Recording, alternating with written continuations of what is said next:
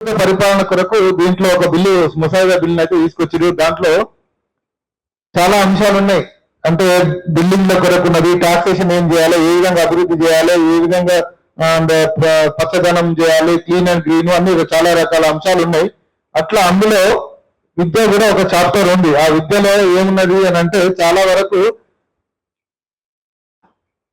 మిగతా అన్ని చాలా ఉన్నాయి. అంటే ఈ చెరువులను ఏ విధంగా కాపాడాలి, పర్యవేక్షణ ఏ విధంగా చేయాలి, పచ్చదనాన్ని ఏ విధంగా ఉంచాలి, ఎవరైనా చెత్త వేస్తే టాక్సెస్ ఏ విధంగా చేయాలి, ఎట్లా పనిష్మెంట్ చేయాలి, బిల్డింగ్లకు అనుమతులు ఏ విధంగా చేయాలని చాలా వరకు విస్తృతంగా దాంట్లో ముసాయిదా బిల్లులో పెట్టారు. చాలా అన్ని అంశాలను ఇట్లా ఏ విధంగా మనం అంటే మనం మంచి సేఫ్ పరిపాలన చేయాలి.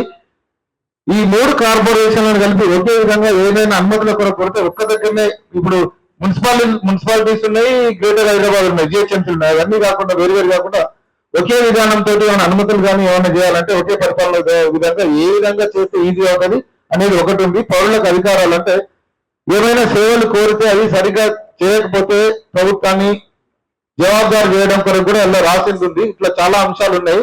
కానీ విద్య గురించి మాట్లాడినప్పుడు దాంట్లో ఏముందంటే ఎక్కువ శాతం ఉన్న ఇన్ఫ్రాస్ట్రక్చర్ ను మెరుగుపరుస్తాం ఒకటి, అండ్ బడి బయట ఉన్న పిల్లల గురించి తీసుకొస్తాం అనేది కొంచెం టచ్ చేసిండ్రు. కానీ మాక్సిమం మన దగ్గర ఉన్నది ఏంటంటే మిస్సింగ్ లైబ్రరీలను ఈ పేదలు ఉన్న దగ్గర చాలా వరకు ఈ సామాజిక లైబ్రరీలుగా రూపుదిద్దాం, వాటికి ఇన్ఫ్రాస్ట్రక్చర్ ఎక్కువ చేస్తాం, వాటిని చాలా స్ట్రెంథెన్ చేస్తాం అనేది ఎక్కువ మెన్షన్ చేసిండ్రు లాస్ట్ కి ఈ విద్య దాంట్లో.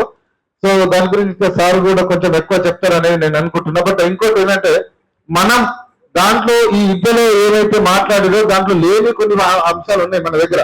ఇప్పుడు టీచర్ల రిక్రూట్మెంట్ కావచ్చు, జనాభా ప్రాతిపదికన మీద పిల్లలు ఎంతమంది పిల్లలకు తగ్గట్టుగా స్కూళ్ళు లేకపోవడం కావచ్చు, ఇట్లాంటి కొన్ని మిస్సింగ్ ఉన్నాయి.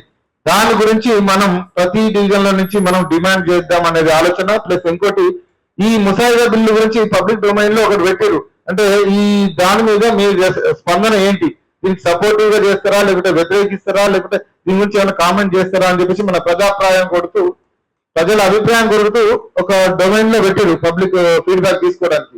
దాంట్లో మన అందరం కూడా ఒక 10 పాయింట్లు ఉన్నాయి. అంటే మన దృష్టికి వచ్చినాయి. విద్యలో మనం ఎక్కువ చాలా నిరంతరం మనం ఆలోచిస్తున్నాం కాబట్టి కొన్ని అంశాలు ఉన్నాయి.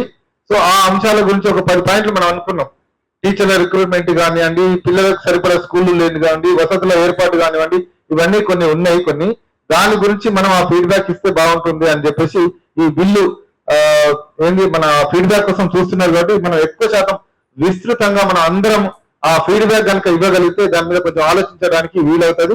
ఆ విధంగా ఈ ముసాయిదా బిల్లులో నెక్స్ట్ దాన్ని పరిగణలోకి తీసుకుని దాన్ని మనం అనుకున్నది ఏదైతే ఉన్నదో ఆ విషయం మీద వాళ్ళు ఆలోచించడానికి వీలవుతుంది అనేది ఒక అంశం ఉంది. దాని గురించి ఈ రోజు చర్చ కోసం మనం సమావేశాన్ని దీని గురించి ముందుకు తీసుకెళ్ళడానికి సార్ కూడా కొంచెం మనం దాంట్లో ఇంకా వివరంగా ఏమేమి ఉన్నాయి అనేది కొంచెం తెలుసుకోవడానికి మనం సార్తో రిక్వెస్ట్ చేద్దాం.